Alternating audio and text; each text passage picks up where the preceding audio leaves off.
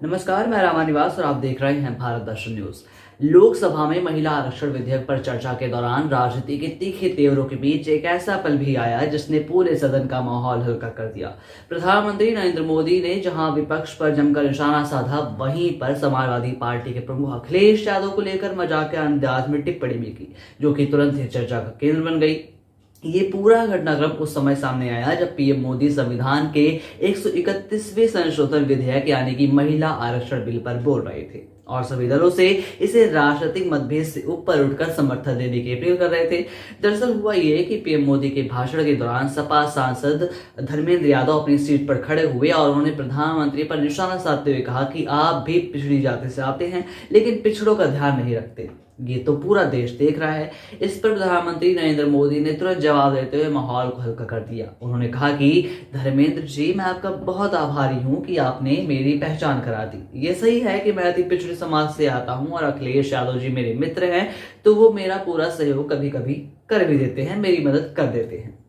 प्रधानमंत्री नरेंद्र मोदी के इस बयान पर पूरे सदन में हंसी गूंज उठी। इस दौरान अखिलेश यादव ने मुस्कुराते हुए हाथ जोड़ लिए और वो काफी हंसते हुए नजर आए। उनके पीछे ही बैठी हुई थी उनकी पत्नी यानी कि सपा सांसद डिंपल यादव, वो भी काफी खुश या फिर कहें कि मुस्कुराती हुई नजर आई।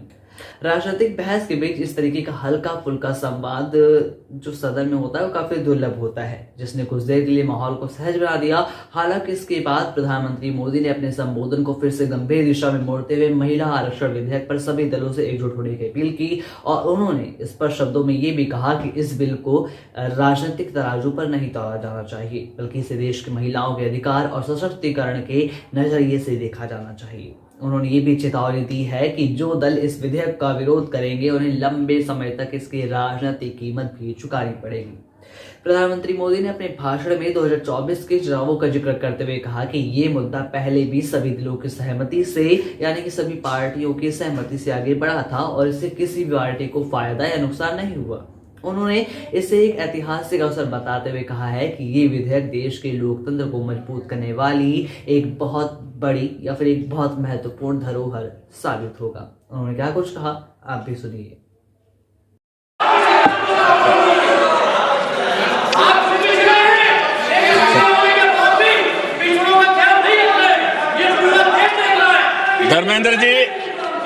धर्मेंद्र जी, मैं आपका बहुत आभारी हूं कि आपने मेरी पहचान करा दी। ये बात सही है, मैं अति पिछड़े समाज से आता हूं।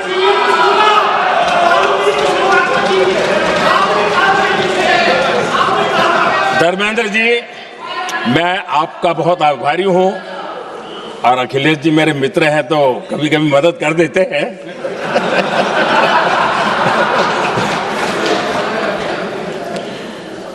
ये बात सही है कि मैं अति पिछड़े समाज से आता हूं, लेकिन मेरा दायित्व समाज के सबको साथ लेके चलने का है और यही मेरे संविधान ने मुझे यही रास्ता दिखाया है। मेरे लिए संविधान ही सर्वोपरि है और इसलिए ये संविधान की ताकत है कि मेरे जैसा अत्यंत छोटे समाज का, अति पिछड़े समाज के व्यक्ति को इतना बड़ा दायित्व देश ने दिया।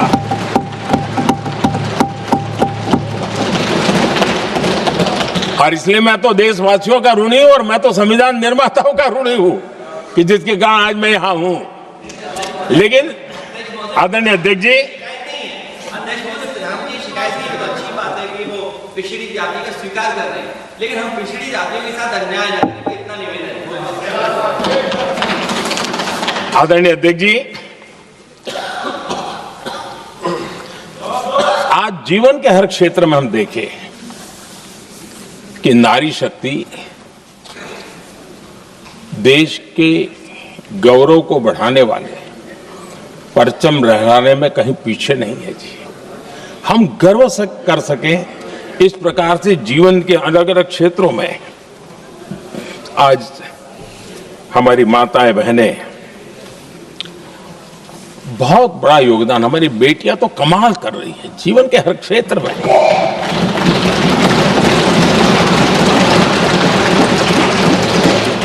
इतना बड़ा सामर्थ्य उसको हम हिस्सेदारी से रोकने के लिए क्यों इतनी ताकत खपा रहे हैं जी? उनके जुड़ने से सामर्थ्य बढ़ने वाला है। और इसलिए मैं आज अपील करने आया हूं आपके पास कि इसको राजनीति के तराजू से मत तोलिए। यह राष्ट्रहित का निर्णय है।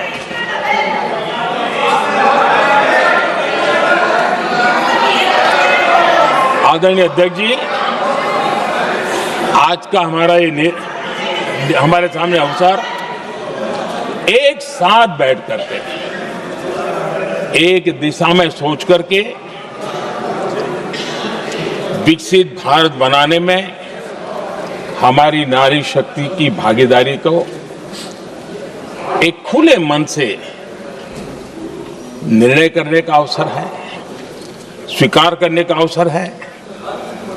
और मैंने जैसा पहले ही कहा कि आज पूरा देश और विशेष करके नारी शक्ति हमारे निर्णय तो देखेगी, लेकिन निर्णय से ज्यादा हमारी नीयत को देखेगी। और इसलिए हमारी नीयत की खोट देश की नारी शक्ति कभी माफ नहीं करेगी।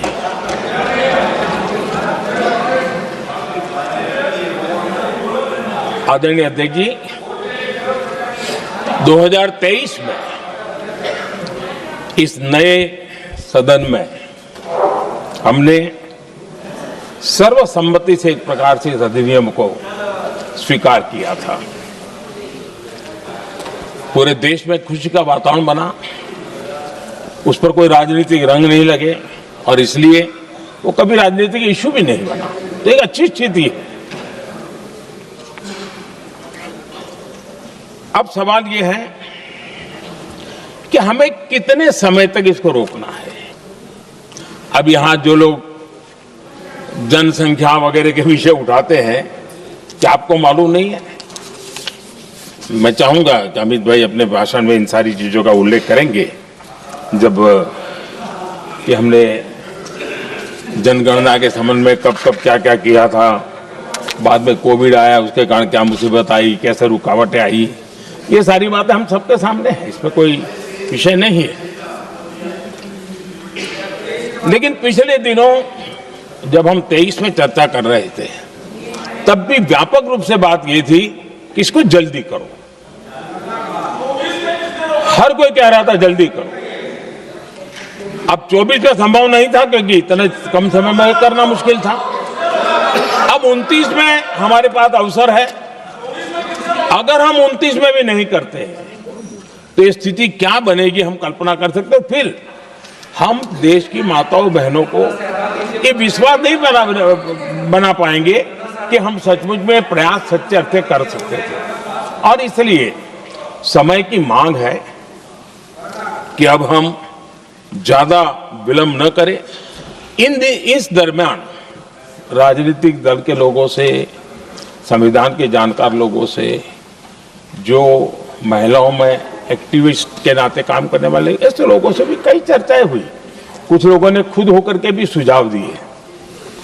सारा मंथन करते करते करते और यहाँ भी सभी दलों से लगातार बातें इनकी होती रही है। स्ट्रक्चर